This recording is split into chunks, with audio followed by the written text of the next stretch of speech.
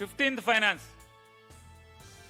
Finance కేంద్ర ప్రభుత్వం సరాసరి ఈ రాష్ట్రంలో ఉన్నటువంటి 13,326 పంచాయతీలు 13,326 పంచాయతీలు ఈ పంచాయతీలకు కానీ లేదా 679 మండలాలకు కానీ 13 జిల్లా పరిషత్లకు కానీ వాటికి కేంద్ర ప్రభుత్వం సరాసరి పంపించినటువంటి 15వ ఆర్థిక సంఘం నిధులు 2 క్వార్టర్లకు సంబంధించి 1,120 కోట్ల రూపాయలు మీరు వాడేశారా వాడేలేదా? మీరు వాడేయటం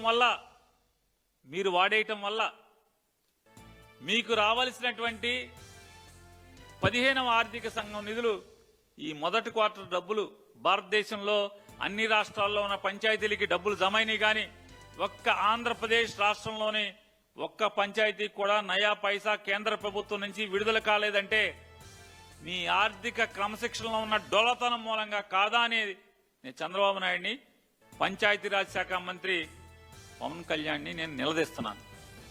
కదా చెప్పండి, మీరు గుండె మీద చేసుకుని చెప్పండి, నిజాయితీతో మాట్లాడండి. ఇవాళకైనా 1,120 కోట్ల రూపాయలు పంచాయతీరాజ్కి సంబంధించినటువంటి పంచాయతీలకి, మండలాలకి, జిల్లా పరిషత్తులకి సంబంధించినటువంటి నిధులు మీరు తినేశారా తినేయలేదా? వాడేసుకున్నారా వాడేయలేదా? ఎందుకు వాడేసుకున్నారు? సరాసరి పిఎఫ్ఎంఎస్ ఖాతాలో జమ చేయాలి కదా, సిఎఫ్ఎంఎస్ ఖాతాలోంచి పిఎఫ్ఎంఎస్ ఖాతాలోకి జమ చేయాలి కదా, మీరు జమ చేయలేదు కదా, తినేశారు కదా. తినేటువంటి వాడేసుకున్నారు కదా.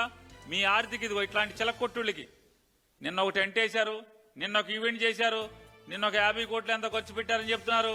మొన్న ఒక పండగ చేశారు, 300 కోట్లు అయిపోయినాయి అంటున్నారు. అంతకు ముందో పండగ. ఈ పండగలకే ఎన్ని కోట్ల రూపాయలు? మీరు ముగ్గురు 3 విమానాల్లో తిరుగుతారా జనం సొమ్ముతో? మీరు ముగ్గురు 3 హెలికాప్టర్లు వేసి తిరుగుతారా జనం సొమ్ముతో? ఆర్థిక క్రమశిక్షణ అని చెప్తారా? తగుదనమ్మా అని చాలదన్నట్టు మళ్ళీ ఒక 500 కోట్లు 600 కోట్లు పెట్టి హెలికాప్టర్ కొంటారా కొత్తది? మళ్ళీ ఇంకో 2 కొంటారా మీరు ముగ్గురు 3 తిరగటానికి? ఏంటి మీ ఆలోచనలు? ఇది ఆర్థిక క్రమశిక్షణ అని అడుగుతున్నాను. మీ సొంత డబ్బులైతే ఇలా తిరుగుతారా అని అడుగుతున్నాను. మరి ఇది క్రమశిక్షణ, ఆర్థిక క్రమశిక్షణ అది?